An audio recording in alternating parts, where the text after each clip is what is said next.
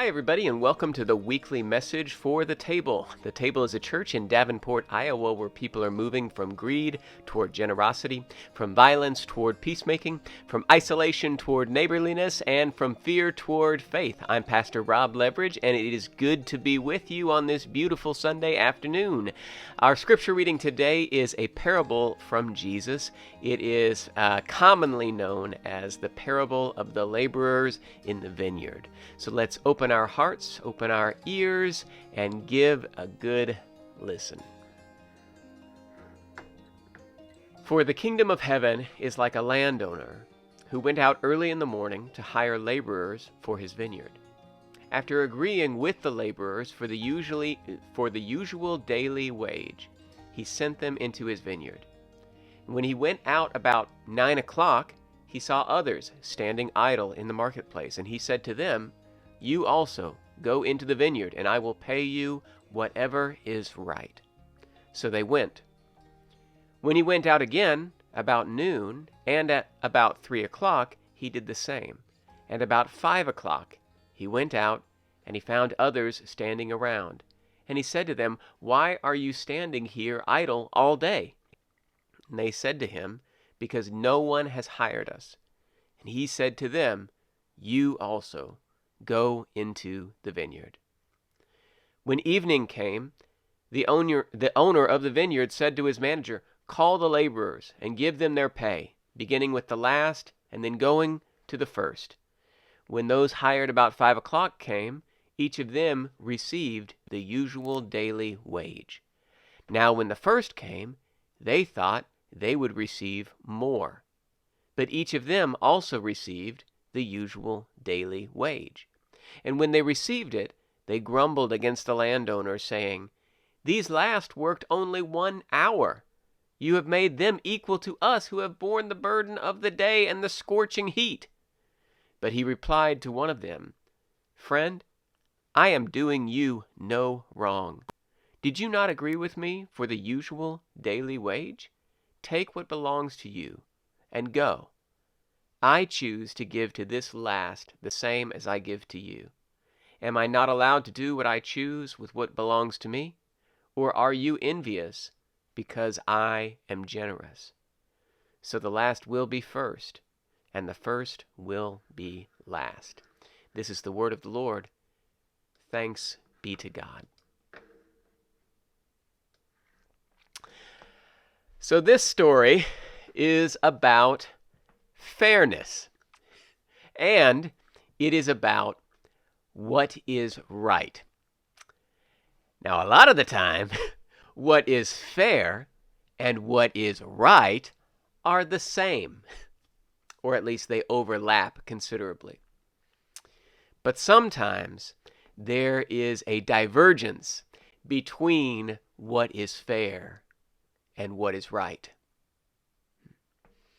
Human beings are highly preoccupied with fairness. It is a fundamental concern. Some kind of primal fury gets activated inside of us whenever we feel that we are getting something less or worse than what is our due in comparison to somebody else, right? If it's not fair, we lose our cool. Large sporting events are a perfect example of this. If a crowd feels that the rules of the game are not being applied fairly, right, people lose their minds. Like decent, boring people, the people who iron their socks, begin screaming like maniacs when a referee is perceived to be acting unfairly. That is, of course, if the unfairness benefits the other team, right? If the unfairness benefits our team, we are less likely to object. But our concern for fairness, it goes deep. It goes deeper, in fact, than our concern for certain other things that you would think would be even more important. So, for example, many research studies have shown that people resent or they reject outright benefits that they themselves will receive if they perceive that somebody else is getting a bigger benefit, right? If it doesn't seem balanced and fair, people will resent something that even benefits them. So imagine your boss comes in one day and it announces that you are going to get a 5% raise. Whoa, 5% raise? This is a big deal. This is very, very good news, and you are very happy. But then imagine you find out a few minutes later that your coworker, who is not very good at her job, let's just say, and you find out your coworker is getting a 10% raise. Huh. Now, what happens to the joy that you were just feeling about your raise, right? Up in smoke, right?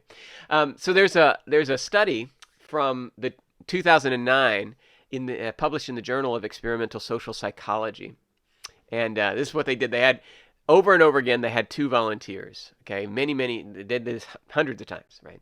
And the researchers gave the first volunteer $10. Okay, and they said to the first volunteer, you have to divide up this $10. Okay, you got to split it up, and you're going to give some of this money to the other volunteer, and you're going to keep some for yourself. Okay, and this is money you are actually going to keep. Okay, this is part of the study. Okay, so that's what they said to the first volunteer. You got to split this $10, and you decide how much are you going to give away and how much are you going to keep. Okay. And then the second volunteer, their job was to decide, do they accept it or do they reject it? Now, if they accept the money, then each of the volunteers, they literally just keep whatever the amount of money that they end up with. Okay? But if they reject the money, then neither of them gets anything. Okay? So, here's the deal. I don't know if you're imagining how you think this went, okay? But the researchers documented the decisions that the second person made and the first person over time and time and time again.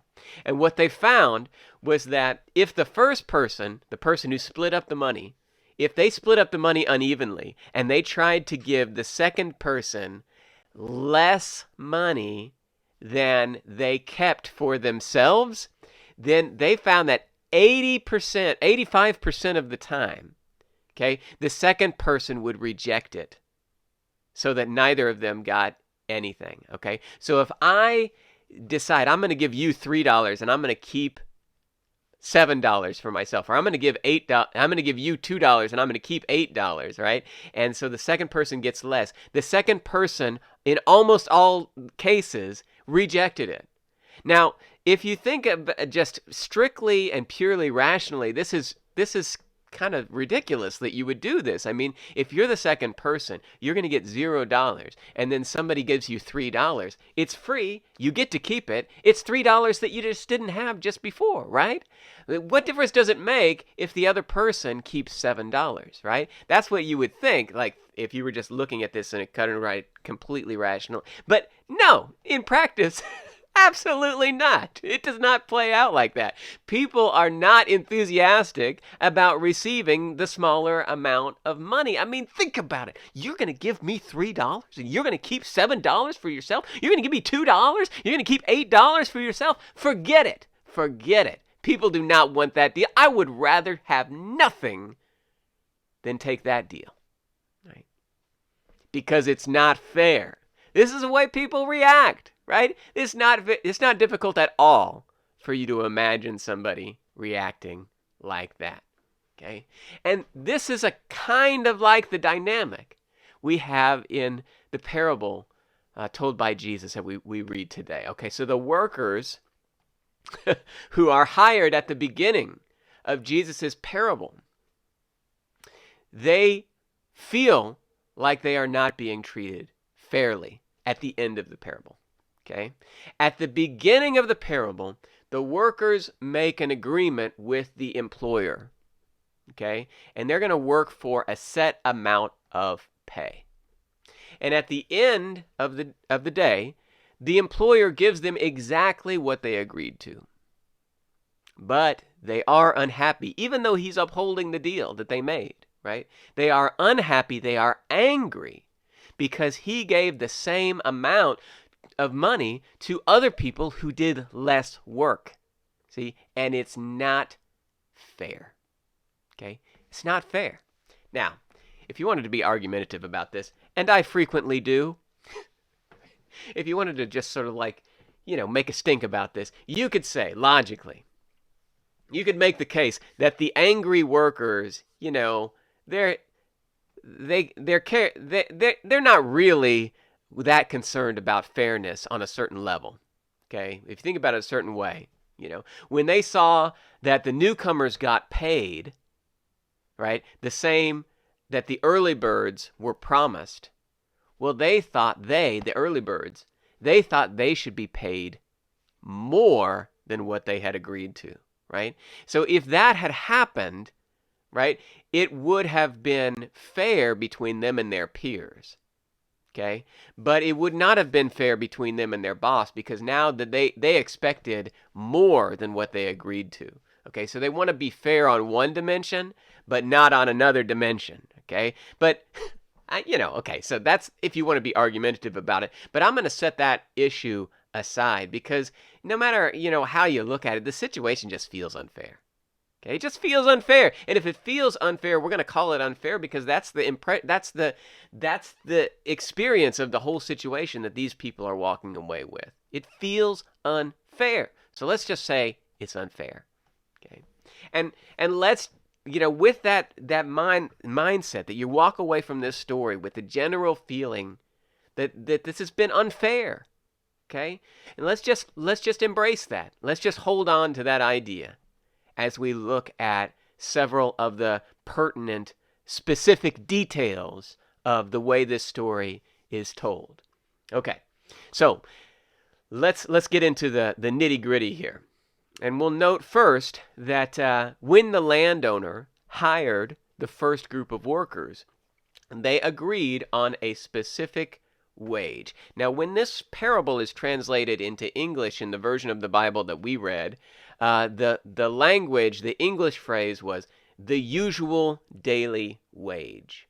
Okay, well, that was an actual amount of money, and in the original language and in the original context, it was an amount of money that was called a denarius.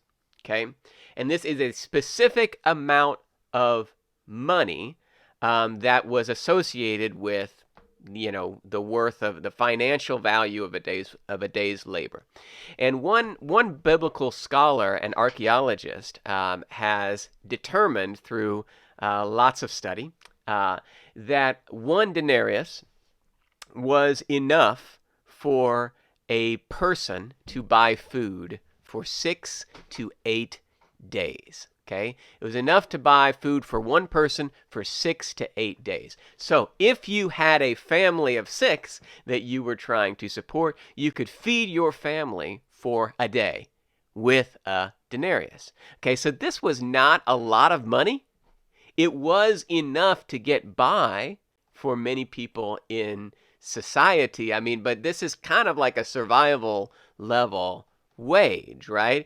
And so even if the laborers who got there at the beginning, even if they had gotten paid more than a denarius, if they had gotten paid double, let's say, it's not like they were going to walk away from this situation like rich people. They would have had a little bit more money to work with as they were trying to make ends meet in a hard life, a hard-working life, okay? So this was the amount of money that was agreed to at 6 a.m. before they went to work with the first group of laborers and the employer. They are going to work the day for a denarius, okay? Later, when the landowner came back for more workers, they did not, under those terms, discuss or agree to a specific amount of money that they would be paid. Did you notice that detail? He specifically notes the dollar amount, or not that it was dollars, but the amount of money for the first group. But when he goes and gets other workers later, he did not say to them, I will give you this much money if you go and work. What he said to them was, I will pay you what is right. Okay? You notice that? he said, I will pay you what is right. Okay? And then what? So what are these guys thinking then as they go off to work? Right? Those workers, they went to the vineyard with a different kind of trust because they did not know how much they were going to get paid. Would they be paid less than a denarius? That is probably what they expected. But how much less, right? And was it going to be enough for them to feed their kids at the end of the day, right? The entire time that they were working, those laborers were wondering to themselves, what am I going to have to take home at the end of the day? Because they didn't know. All they had was a kind of vague promise that I will pay you what is right. And hopefully the employer's idea of what is right will match their idea of what is right. But they didn't have any kind of guarantee that it would. Okay. So this is a quick question, a little bit of a side note, but not really. A question. As you read this story, I don't know if you are hearing this story for the first time today or if you've heard it many times or read it many times in your own Bible study. But as you read this parable of the laborers in the vineyard, who do you think you and I are supposed to relate to in this story? You know, most people, I think, assume that we're supposed to relate to one group of laborers or another. So what about the employer, though? Do you relate to the employer? Christians often assume, and I think it's appropriate in many cases, but Bible readers, students of the parables often assume that if there's a character in one of Jesus's parables who has some authority in the story, like a father or a master or a landowner, people assume that that character is supposed to represent God. Right? And so in today's passage, the employer is God, right? Is a stand-in for God. And that might be correct. It makes sense in a variety of ways, but it might not be the case, actually. And interestingly, this text, this parable, does not spell it out like that. In this parable and in some of the other parables as well. So, for example, Jesus does not begin the parable by saying, God is like a landowner who went out early in the morning to hire laborers. Instead, he says, the kingdom of God is like a landowner who, and then he gets into it. Okay? So, the choices and the reasoning of this character, the landowner in the parable, and everything that he does and how he approaches the situation in the parable, that all somehow embodies the spirit of God's kingdom and the divine future. Okay. So that does speak to the character of God. And so if you want to say that the landowner represents God, I think that's appropriate.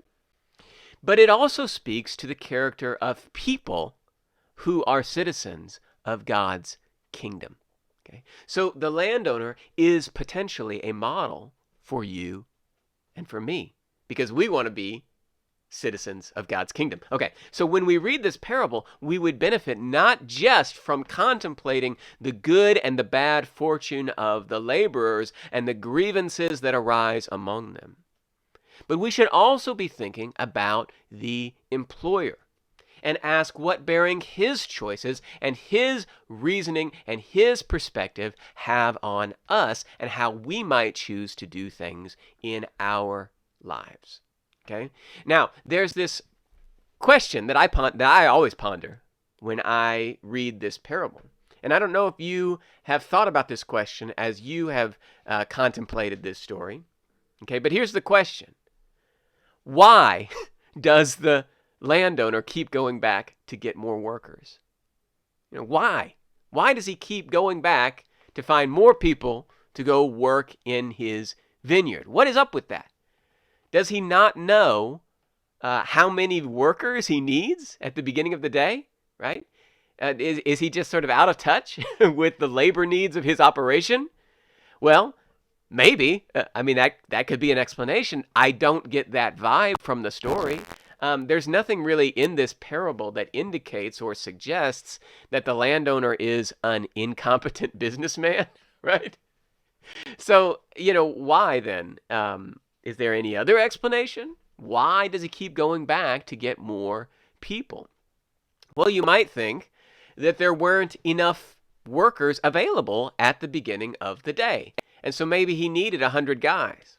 There was only 20 guys in the marketplace at 6 a.m. So he kept going back periodically throughout the day to get whoever showed up. And if there's more guys at noon, then he'll get them and send them. Well, and hey, that's a reasonable, plausible explanation, right?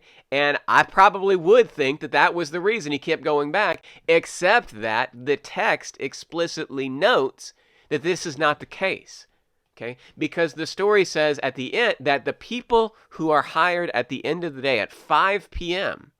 have been waiting there all day. It specifically mentions that in the parable. And they've been standing around waiting, hoping to get a job. They were there the whole time. They were available.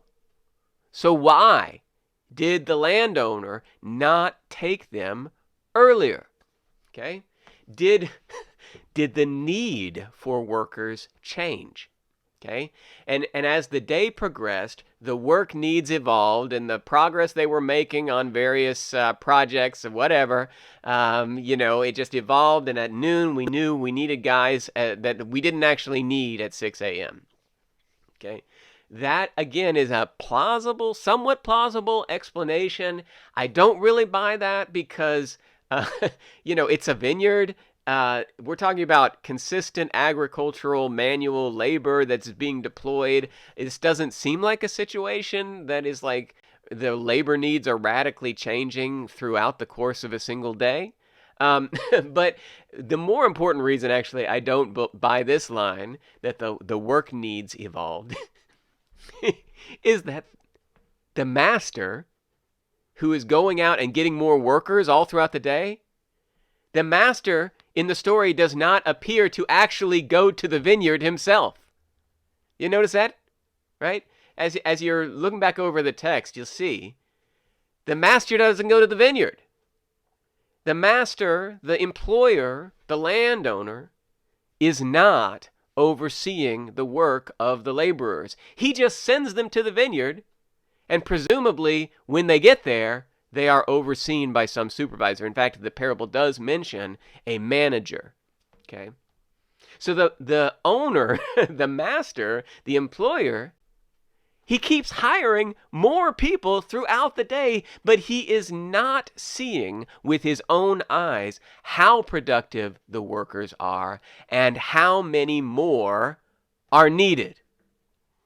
It's very strange, right? I mean, what is up with this? Okay, I've got a theory. Okay, this is what I think is going on in this. Now, note another detail. So the master, right, he's not going to the vineyard. He doesn't spend his day out where the labor is taking place. He spends his day in the marketplace. Yeah, at the shop, in the office, whatever. Because he is managing the business affairs of the vineyard. And this is what I think. This is my theory. I don't know if I'm right. This is my theory. Okay? It seems to me that the landowner in this parable is simply hiring as many people as he can. Yeah. And he assumes that there is plenty of work to be done. It is a vineyard. There's plenty of work. Okay? His goal is to give that work and the daily wage that comes with it to as many people as possible. Okay? So the landowner, spends his day attending to the business. He is working on the books, and he is perhaps processing revenue, the proceeds from the sales of vineyard products. Okay? He's balancing the ledger, and as he works, hour by hour, he determines that he has the means to hire more workers. By 9 o'clock, right, he's sure he can pay 5 more guys. At 6 a.m., he knew he had the money for so many, right? By 9 a.m., oh, I can get this many more. By noon, as he's continued to work the numbers and crunch the numbers and everything, he knows he can employ 7 additional people. By 3 p.m., yep, I'm sure we've got the cash flow for 12 more guys, and so on, right? And by the time every time he determines that he can pay a decent day's wage to a few more people, he goes out and he gets them. And that is how he spends his day. Okay. So the landowner in this story has an approach to his business and his approach is that the fruits of the land and the fruits of the labor are to be used to enable a livelihood for as many people as possible. Okay. This is a very different way of doing business than what is our contemporary norm, right? In the way we think about running businesses in our time and in our context, right, you got to cut every expense that you possibly can. And of course, in doing that, you're going to employ as few people as you can possibly get away with, right? Because every employee is a liability to our right, modern business sense. The fewer people that I have to pay, the more profitable my business will be. So the landowner in Jesus' parable he's just not motivated by profit in the way that we would expect a vineyard owner to be motivated. Okay.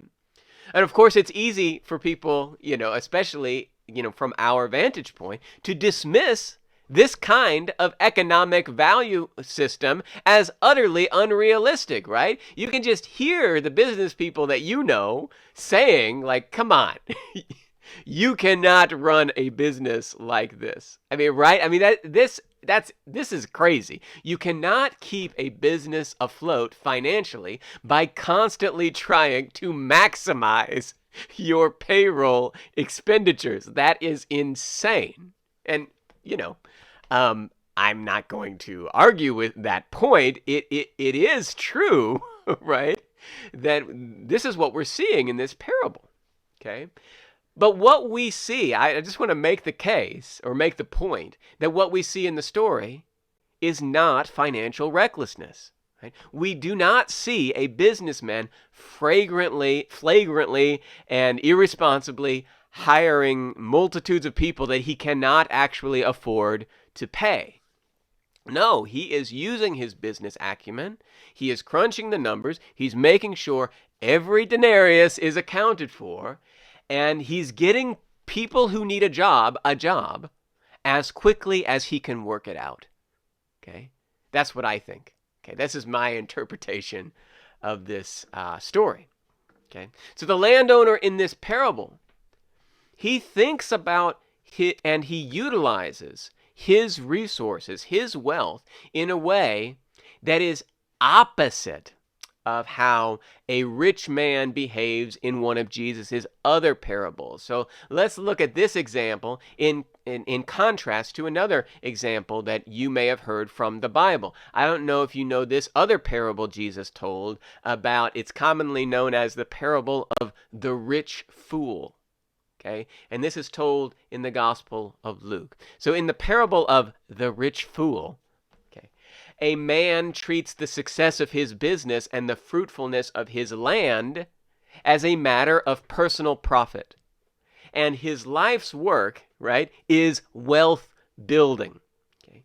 He wants to accumulate more and more and more. And he is very good at accumulating wealth. He is so successful at building wealth, that he has filled up these great storehouses on his property, and he's filled them up with everything that he has, and his wealth continues to grow even after the storehouses are full. And so rather than deciding, hey, I've got so much extra stuff, I'm going to give it to the poor, right? No, even he's got more than he could ever use, and what he decides to do is he's going to build even bigger storehouses so that he can accumulate even more. Okay? And that character in that parable is described by Jesus as a man of grave folly. Mm-hmm. In the parable of the workers in the vineyard, we see a very different character, okay, in the land owner. Interestingly, in a couple of the stories Jesus tells, he introduces a character by saying this was a rich man. The character in the laborers in the vineyard, the landowner, he doesn't say there was a rich man. He said he is a landowner. So clearly, he's a man in possession of significant material resources. Okay? But this character uses what he has, and he uses his role, such as it is, to ensure that as many people as possible can make a living. And the more money comes in to his business, the more people he can pay. Okay? He has significant resources under his control. He owns the vineyard, but he does not view the purpose of that vineyard as being his personal enrichment. His goal is to use the vineyard so that more and more people can make ends meet. Enough to keep a roof overhead, enough to keep food on the table. And of course, if you can do that by making delicious wine, what could be better? Anyway, this landowner, just like the other one, appears to be very effective at reaching his goals. That might be a lesson for us as well. You know, you could be super good at building a mountain of money for yourself. You could also, if you could be good at that, you could also be good at making sure more and more people are able to put food on their tables and feed their children. Okay? If you're good at that, you could be good at this. Okay? And by the end of the day, in this parable, we see that this landowner has successfully been able to give a day's wage to a lot of people. Now, he is so successful that people get mad, right? Friends, we should all be so successful at helping people that somebody gets mad about our generosity and good work. Okay? They get mad at the landowner because his generosity feels unfair to them. As I said at the beginning, I think it's okay to just acknowledge that it is unfair. There's different kinds of unfair, of course. And the landowner in this story, his unfair, his way of being unfair, it's not unfair like stealing somebody's lunch is unfair, right? It's not unfair the way that making somebody else bear the consequences of your bad actions is unfair. But he is being unfair in that some people who dealt with the landowner got a good deal, and some people who dealt with the landowner got a great deal. It's unfair. No need to argue. But it is also what is right. It's also what is right. Because everybody got their daily bread. And Jesus says That is what the kingdom of God is like.